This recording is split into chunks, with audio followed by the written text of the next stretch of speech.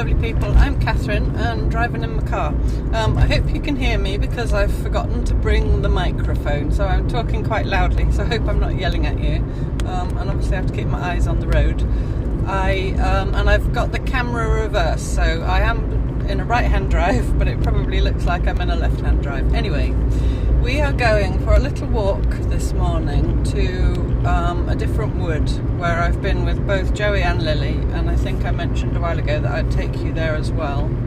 And we have to well, we could walk there, but it would take a load of motorbikes going by. Sorry for the noise if you can hear it. Yes, I could walk there from home, but it would take a good hour to walk there, and then obviously a good hour back plus the walk in between, and I just didn't really feel up to it this morning, so I'm driving now. And I just have to concentrate a bit so I don't miss the turning. But I haven't had you in the car with me since the very, very first Park Home Life, when I was driving down to the beach, if you remember, if you've been watching from the beginning. And in that moment I just decided, I have to turn here, I just decided to pull my car over and put the camera on and talk to you all, because it was the first time I'd been to that beach in 7 or 8 years, and the beach was one of the things I missed when I lived right in the middle of France. And yeah, it felt like a special moment, and I wanted to share it with you then. So that's how Park Home Life began. I don't know why I'm talking about the beginning. I don't think it's a special anniversary or anything. Sorry, it's not your fault, obviously. you keep going wonky. Stop going wonky. Sit up straight. Oh, is it here? Yes. And then I nearly missed the turning. Unsuitable for HGVs. I hope it's this one. I wish I could find a way to put you in the car pointing forwards so that you could see out, because this is a lovely little lane and all you can see is hedgerow whipping by behind my ears. But the thing that I've got the phone in is too low, you wouldn't be able to see. The only way I could possibly do it would be to do it portrait, and I don't know even then, because is this interesting? The way my car's configured, I couldn't put a stand for my phone up on the dashboard, so this actually slots into the CD player. See, you keep going wonky. So it's below the height of the dash. Right, I just pay attention because we're coming down the lane here, and there is a little place to park on the right. It is a woodland trust woodland, but there isn't a proper car park. It's gone all dark. We're going down a tunnel. It's exciting. But there is one place if nobody's in it. Yes, it's free, but I'm going to reverse in without bumping Mabel on anything. Engaging the handbrake because it's quite narrow, and because I don't want to have to drive out. Reverse out. I'm just going to tuck Mabel's bottom in here. Sorry, it's a bit dark and I don't want to hit anything. I'm going to go round again. Is it fun watching me park badly? Nobody's here, nobody's watching me. That's the worst thing, isn't it? Especially when some helpful person, usually a man, there is a big rock there. Usually a man starts trying to direct you. So no offence to any men watching, I'm sure you're not like that. Shush, Stels, and now Stels is whining because she knows where we are. Right, I think I'm in safely. Right, I'm in. Whoop, there we go, that'll do, pig. I'm leaving in gear because it's a slight hill. There we go, we're here. So, got my little forage bag. I haven't mended it yet, but I need the keys to lock it. So I'll get you out of there. I have to unplug you. I don't know why I plugged you in, you're not going to go flat. I'm talking to you like you're the phone. Sorry, my hand's probably going to come in the way. Try not to drop you on the floor.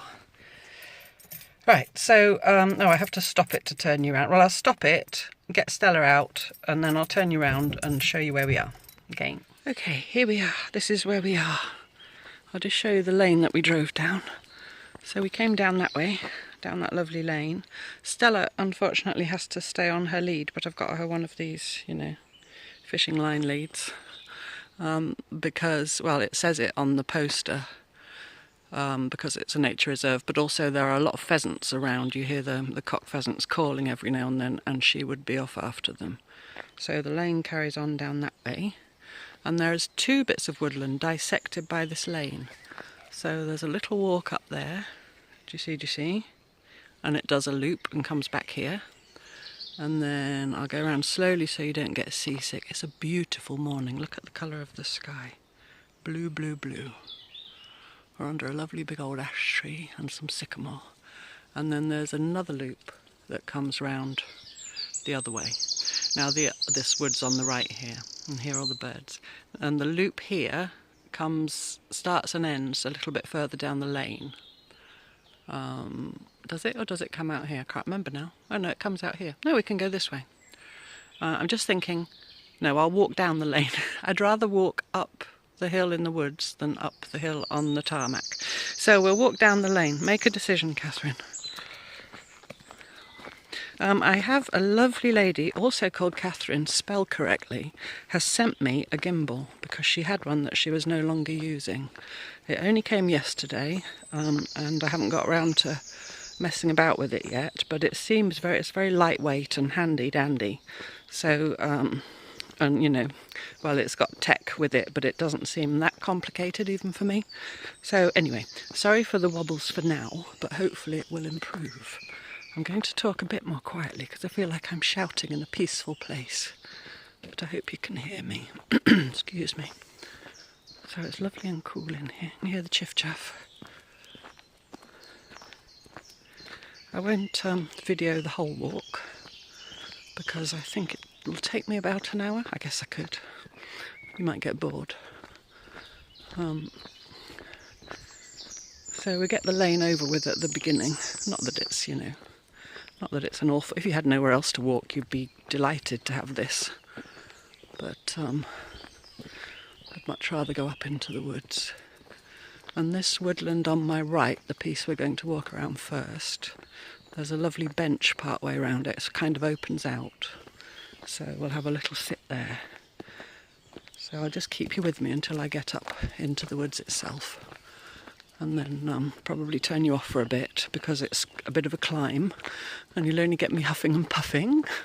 Look at the light coming through onto the ferns up there. Oh, there was a bird. Sorry, made me jump a bit. It flew up right behind me. Probably made him jump as well. You see the light there on those lovely hart's tongue ferns, which do eco-print, by the way. Hart's tongue ferns. The house in France had them growing out of the wall at the back where I used to do my eco-printing. And they do eco-print. Or at least they did in France. I don't think I've ever tried them here. I wouldn't pick them from the woodland. Even though there are loads. I guess if there was a great big mass like that, then you could take 1 or 2, but in general I don't. As a rule, I take leaves as they have just fallen. I think I shared that with you before. I'd rather be too respectful in my foraging than not respectful enough, if that makes sense. Oh, it's so lovely. I wish you could feel how it's kind of cool, but I know it's warm in the sun. Do you know that? Do you know what I mean? So although it's cool here in the shade, I know when I go out into the sun it will be warm. And that's just what I like. Hot in the shade is not fun. For me at least. Sorry, just stopping to... I think that was a robin, wasn't it?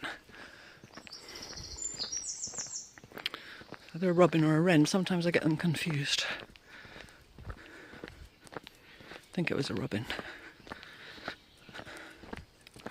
So you see it's quite a hill I'm walking down. I don't know if you can get the perspective, probably by the way it's bouncing up and down. And obviously I do have to make this climb again to get back up where the car is. But through the woods there's a steep path at the beginning and then it's little bits of steep here and there, rather than just walking up this lane. You know, a great long climb up a lane. That's my logic anyway. I think it's just round this corner.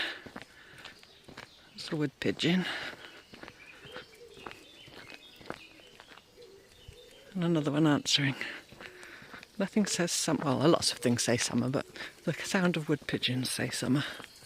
Can you hear the water running here? You can hear that. It must be underground because I can't see it. Oh no, it's a drain. There must be a spring up there because we haven't had rain for weeks.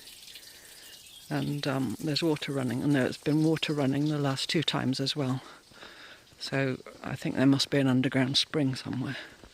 I don't think there are any pipes or anything. Look at this big old sycamore. Look at that, beautiful. Right, yes, it's definitely there because that's the other place where you can park. On the left there, you can maybe get 2 or 3 cars in there. And there's another car parked, so there's someone else somewhere. But it never gets very busy. You kind of have to know it's here, you know,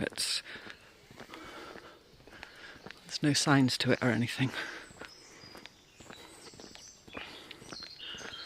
So just in here to the right is the entrance.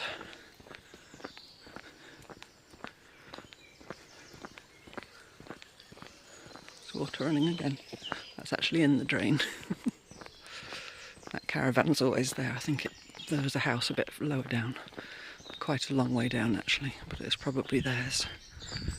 Right, so here we are. Stella knows the way. So here's the entrance. Go on, Stells. And today I've got boots and socks and long trousers. Because when I came with Joey I had my little sandals on and they've got closed-in toes, but I had bare legs. And here and there it's quite narrow and there are nettles. You see it's a bit narrow. So up we go. Cow parsley. I said last time cow parsley or Queen Anne's lace as if the terms were interchangeable. Apparently they're not. Someone told me and I did a bit of Googling. Cow parsley is wild chervil and that's what we have around here. And Queen Anne's lace is the wild carrot. I always thought when I lived up in Gloucestershire that what most people call wild parsley, sorry I have to stop and breathe a bit, what most people call wild parsley, up there they call Queen Anne's lace, but apparently it was a different plant. The trouble with common names is often they are applied to different plants, that's why I stick to the botanical names if I can. Because then there's no mistake. So look at this now with all the ferns. And again, it's woodland trust, so it's managed, but it's managed sympathetically. So fallen trees are left, you know. Go on, Stels. She's stopped to listen to it's either a crow or a jackdaw.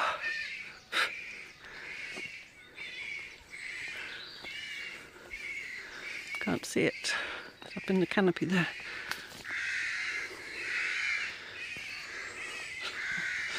There's obviously some argument going on. Go on, no, you don't need you to sort it out. Okay, so it goes on like this for all this bottom part of the wood, really. So I'll turn you off now and I'll climb up this hill and I'll get my breath back. See, there's some steps and then it turns into a hill. And when I get up to the bench, I'll show you the view from up there. So I'll be back in a little while. Okay, I'm not to the top yet, but I had to stop to show you the view. Just through this old ash tree here, a big old ash. You can see a long way. And I do think, I don't think we can see from here, when we get further round, and certainly from the wood the other side, you can see as far as Glastonbury Tor, even though Glastonbury is about a 45-minute drive from here. But yeah, so I'm going to carry on up here. And you see the end up there through the trees where it opens out, that's the end of this loop, so then I'll be hanging a right and coming back round towards the bench, so I'll see you again when I get to the bench. So I've got nearly to the end of this section of woods. Stels! I just noticed on a tree through there are 2 squirrels chasing each other. I don't know if you can see them. And they're grey squirrels in this part of the world. Stella! Introduced by the Victorians, I believed. And they wiped out most of the reds. Can you see them? That very straight trunk right in the middle of the frame is the one they're on, but they've probably now heard Stella. He's gone right up to the top. No, she would be up that tree after them if she could. No, leave them alone. She's sitting there in a lovely patch of pink purslane. See that lovely little pink flower? Stells! Oh dear, she nearly had my arm out of its socket. Stop it now. Let's shorten you so you can't do that. Oh. Right, go on. Luckily this lead is stronger than it needs to be. Apparently. No, stop pulling. Stop it. She's naughty when there's squirrels or pheasants. She just doesn't listen anymore. So we're just coming out here. I just have to look where I'm walking. But you see, you come out into this open area. You've got this beautiful view. Stella, stop pulling. Sorry, I'm just having a lead malfunction. Right, go on then. But just go steady now. That's it. Yeah, you've got this beautiful view.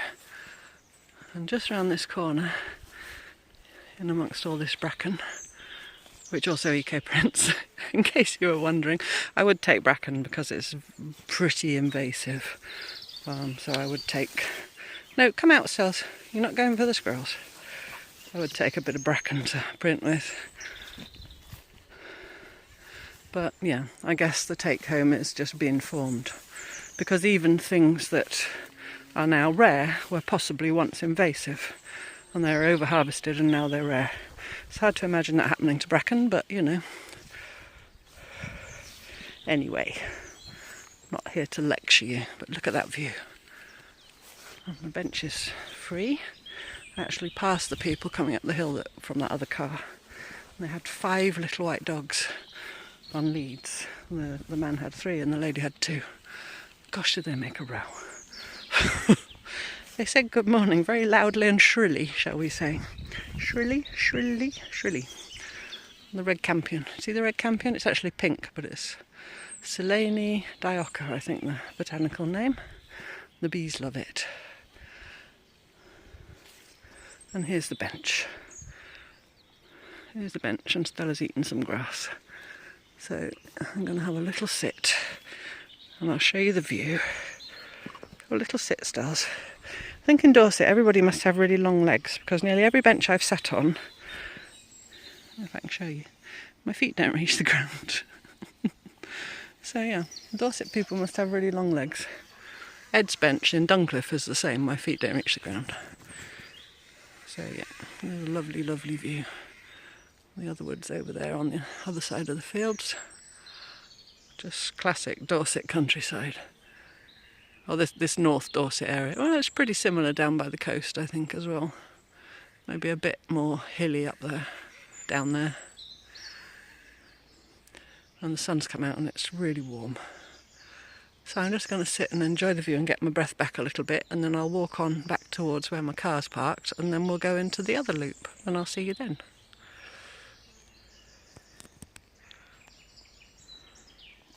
I'm still in the first part of the woods, just coming towards where the car's parked. Stells, come back. I just wanted to show you this big old sweet chestnut. Look, that's the base of it, of her. Multi-stemmed. She goes right up over there. And that's the canopy. And she goes right over there as well. So it's now focusing on this dead stump in the foreground. It makes me think of that rhyme. Underneath the spreading chestnut tree. I sold him and he sold me? That doesn't sound right. Anyway, and I'm pretty sure I could sit up in there. Shall we give it a try? I don't think I'm the first one to try. A little path here through the bluebells that are all dying down now. Stells, come on, we're going in this tree. This might go horribly wrong, since I've got no free hands. I'll be careful, I'm here all alone. We're up. There, I'm in the heart of the tree. Just give you a little 360.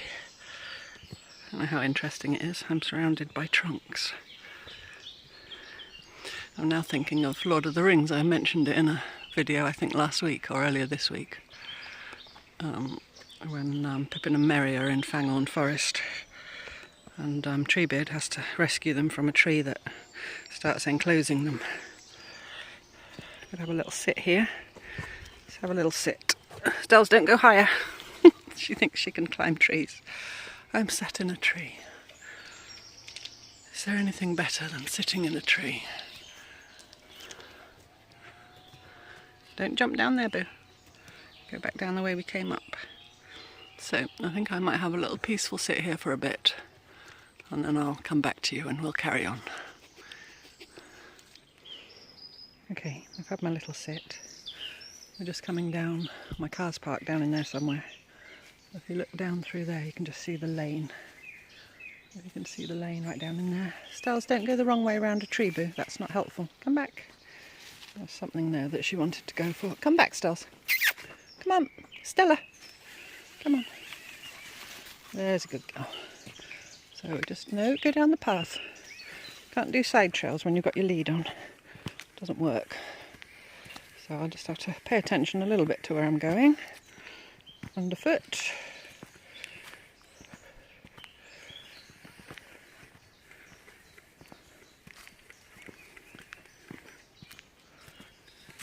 It's a very small wood, but there's all these different little areas, microclimates within it.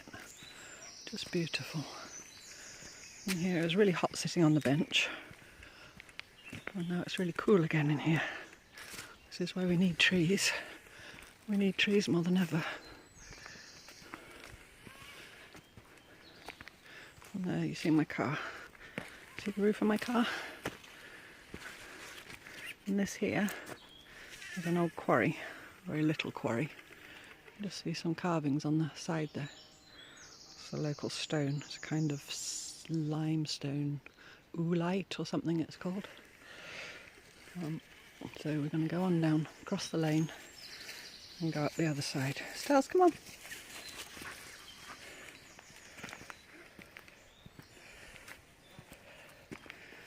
Say hello to Mabel on the way by. Hello Mabel, you need a wash. So dusty lately. I did wash her a couple of weeks ago, but it didn't last long. So now we're going over the other side. We're going up these steps. Up here, Stells.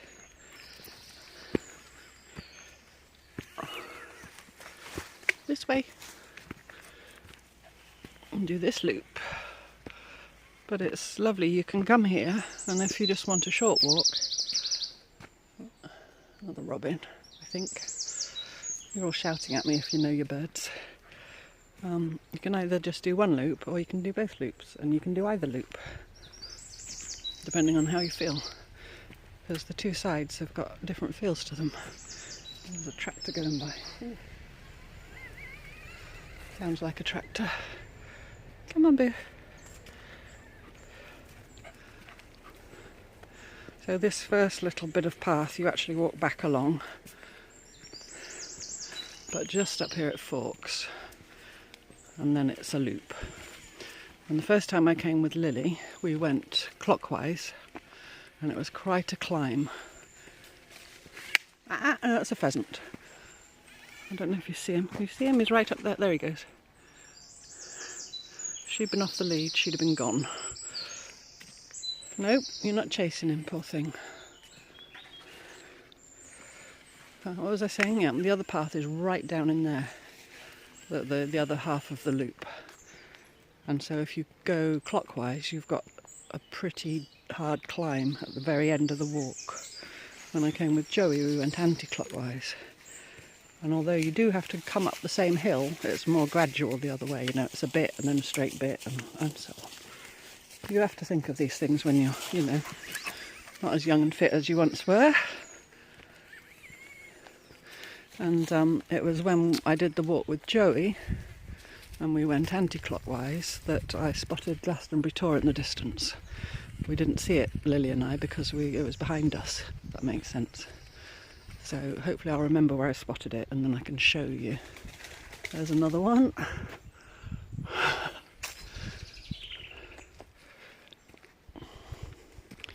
So yeah, you hope you can get an idea of how steep it is down there. Stell's, come up here. This works fine, this lead, until she goes the wrong side of a tree. Stell's, come on. Good girl. So I have to not walk past said tree until she's in front of me again.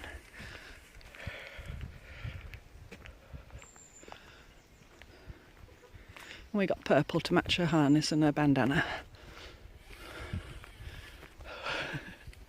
She likes purple. She doesn't have a choice. I don't think dogs are colourblind, aren't they, supposedly? So I don't suppose she really cares. I don't know if they're completely colourblind or if they just see colours differently. If you know, please tell us.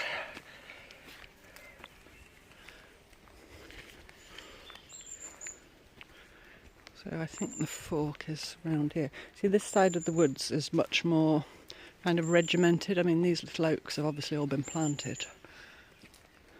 These are all young oaks, not very old at all. So I would imagine these were all planted by the trust. But this side, it feels much more managed. I mean, both sides are managed, but I hope you know what I mean. Lady Hawthorn, bid her good day. See the blossom and the hawthorn. Very special tree, known as the Clootie tree in Ireland, because it was a thing, I think it still happens, that if you had grief or sadness or, you know, bad things going on in your life, you tied a clute, which is a cloth, to the tree, and when the cloth had rotted away, it took your grief with it.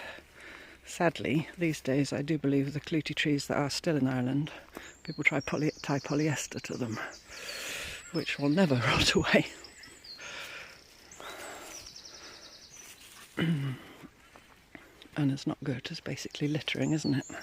Sorry, I feel I'm getting on a hobby horse again. Anyway, here we come to the fork in the path. The fork in the road makes me think of Robert Frost. Two roads diverged in a wood. Can't remember the next bit. Anyway, a Robert Frost poem. Come on, this way. We're going Widdershins. We're going Widdershins, which is Glasgow speak for anti-clockwise. Not only Glasgow speak. And here on the fork is this little structure, shelter that someone's made, similar to the ones in Duncliffe Woods that Lily went in, if you remember. You watched that one. Again, it's all reminding me of Fangorn at the moment because of having just watched Lord of the Rings. And as we come down here, see it goes down quite steeply. The trees get a little bit older. So I suspect, I don't know, I'm only guessing, that first bit there had been felled at one point. And when the trust took it over, they replanted all those oaks, which is good. Plant a tree. So planting a tree is one of the most altruistic acts you can do, because you won't be the one to sit under its shade. You plant for the future. Just have to watch my footing a little bit. Don't pull me, Stells. I do not want to go base over apex, is the polite way of saying it. Bottom over tip. Sorry. Okay, I think I do need my hand free, really, to carry on down here. See, it goes right down there into that dingly dell. And I just slipped on a twig.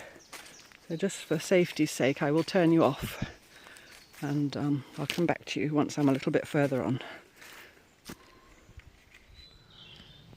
Okay, I've just come up the hill. I don't think you can see it. It's hard to see with the naked eye. But right in the middle of that patch of light, many, many miles away, is Glastonbury Tor. It's gone very hazy. I don't know if zooming helps.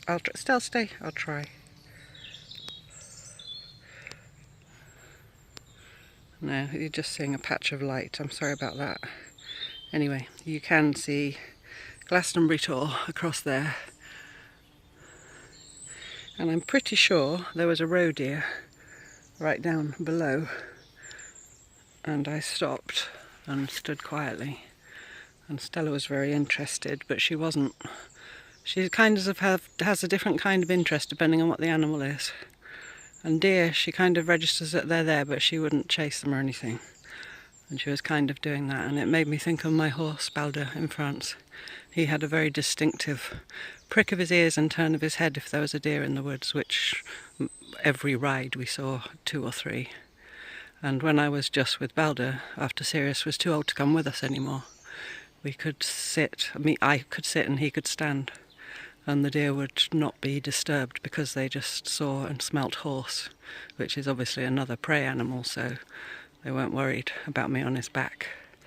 And many's the time I've sat on Bally while he grazed. Sorry, I'm getting a bit emotional. And a deer or 2 have been grazing a few metres away from us. But when you've got a little dog with you, they're not so keen. Even with Sirius, actually, sometimes we saw deer and they weren't bothered because Sirius would never chase them. I never took Stella out with him. She wasn't well enough behaved, on the horse, but Sirius was as good as gold. He would heel to the horse if we went through a village or anything, and he never chased anything or ran away. Stella's not quite so good. Anyway, enough reminiscing. I'm making myself sad. So, there is where Glastonbury Tor is. I hope you can at least have a faint outline of it, just through in that patch of light right in the middle. I'm going to have to turn the other way because Stella's gone round behind me, and I will continue on. Try not to make you seasick. Just up here when we're back to the beginning of the loop, and then we've just got that short little path that takes us back to the car. Sorry, I'm a bit out of breath. And I'm very glad of the coolness of the shade because I'm quite hot at the same time, if you know what I mean, from the climb. It's quite a climb this side. Even going that way is not as bad because there's some steps and then there's a short climb and then there's a little bit of flat to get your breath back, But even so, I need to do more walks like this though. It's just strolling around my local woods. It's flat everywhere pretty much. There's about one little slope, but it's hardly worth mentioning. Just for my fitness levels and to walk off all the crumpets that I eat. I've definitely put weight on since I've come back, but I think I could afford to put a bit on because I think I'd lost too much. And I think it's done good for my face. It's kind of filled my skin up a little bit, if you know what I mean. I think that's a few of you have commented, which is so lovely to hear. Thank you so much. That I'm looking so well and I'm looking younger even. And I think part of it is the dreads, part of it is my hair. There's just something about it that, does make you look younger. But I think also part of it is I have put a little bit of weight on. And it's filled my face skin up a bit. That's a really gross way of saying it, Catherine, but I'm sure all you lovely people know what I mean. But yes, I do want to stay fit. Especially, I've got 60 looming. Not that that's old, is it? But it does make you think when you get one of these milestone birthdays. So yeah, I need to do some decent walks a few times a week, maybe 2 or 3 times a week, as well as the local little gentle stroll. And this is a good one because of all the ups and downs. And Stella's not tired at all, and she's 10, which in doggy years, I think the best way of measuring it is to say 1 year for the first year and 6 for every subsequent year. So that would make her 60, no, hang on, that would make 6 9s are 54, that would make her 55, wouldn't it? So is my maths correct? Help me out. So 6 9s are 54, yeah, plus 1 is 55. So she's younger than me by 5 years.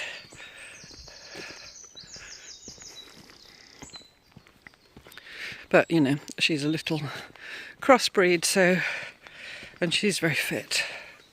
Because obviously even when we do the little local walk, she runs up and down with all her doggy friends and I throw the ball for her and all that. So she gets more exercise than I do. But yeah, if I want to see deer, I have to come without her. And I don't think I could bring myself to do a walk without her. It wouldn't seem right. Because then if you get upwind and stand still and just wait and you're patient, you'll see them. And they're roe deer around here, mostly. Don't really get red, only up on the moors. I think they get muntjac as well, but I'm not sure in this part of the world if they're a muntjac. Okay, I'm back to the car. So, I'll say goodbye to you here, I think. Stell's, come back up here. I think I'll turn you round and say goodbye to you here, because I think this is quite long. I think I've done enough wittering. Oh, I will say, when I've said goodbye, there will be an extra little bonus video. I'll turn around so it's more interesting than looking at my car. There'll be a little bonus video right at the very end, because I went to a museum in Glastonbury the other week, and I didn't do any tour of the museum or anything for you, but I did do a little bit of video of this beautiful horse sculpture made out of rusty bits. It was fabulous. So I think it's about 2 minutes long. So after I say goodbye, don't go away, because if you want to see that, because there'll be a little video of that. Okay, I'm actually back home again. I'm holding you in my hand, so I'm trying to hold you steady. I did film a little piece at the end of the walk, sitting on a log, where I talked to you for 5 minutes and said goodbye properly. But when I got home, all I'd done was take a photograph of myself. It happens sometimes when I turn the phone around and I forgot to check. So anyway, apologies for that. So I'm here at home. Yeah, had a cup of tea, sat down to edit, and then realised that piece was missing. What I did say, I do remember, was how much I appreciate you coming with me on these walks. I don't mind walking on my own, and you know, sometimes I walk with friends or the children when they're here, obviously. And I've always got Stella with me, of course. But it's so lovely that you come along with me, even though I'm talking in principle to myself. It feels like I'm talking to you all. So thank you so much for keeping me company. And like I said, for you, no time at all. If you watch till the very end, you'll see the little clip of the rusty horse sculpture at Glastonbury Museum. So thank you so much for watching. I hope you enjoyed the lovely walk through the woods as much as I did. And I look forward to you joining me next time for more park home life tales. Bye-bye. Bye-bye. I'm here at the Rural Life Museum in Glastonbury. Just having a visit. I wasn't going to do you a tour or anything, but I've just found this beautiful sculpture in the courtyard, so I wanted to show you. And if you can read that, he's called Punch, a Somerset working horse by Harriet Mead, sculpture in reclaimed metal. So I thought most of you would like to see that, so I'll show you him. Sorry, I was just looking back over my shoulder before I reversed. Isn't he gorgeous? And look at that, you can see the tor in the background. See the tor between the roofs? So I'll just give you some little close-ups of him. His forelock is made of rusty chains. The expression on his face is just lovely. I think it was actually on my Ko-fi video I talked about rust sculpture in the garden, because my last bonus video over on Ko-fi, for those lovely people that support me over there, was reading my herb garden thesis from when I did my garden design course. And I also have a thesis that I did on using reclaimed materials in the garden. So yeah, so that's when I mentioned it. But I just wanted to show you him. Give you a little scan. Look at that, it's just wonderful. And he stands like a real horse. It's absolutely a work of art. And his chainy tail. That crunching is my friend Chrissy, who just walked around the back there. I'll show you his bottom. It's just fabulous, it really is.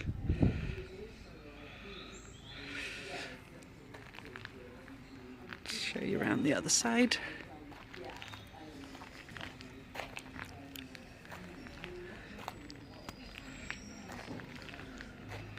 So, if ever I get round to doing rust sculpture in my garden, I've set the bar very high. I don't think there would be room for him, and I certainly don't have the skills to create him. There we go. Punch, the working Somerset horse. Isn't he lovely?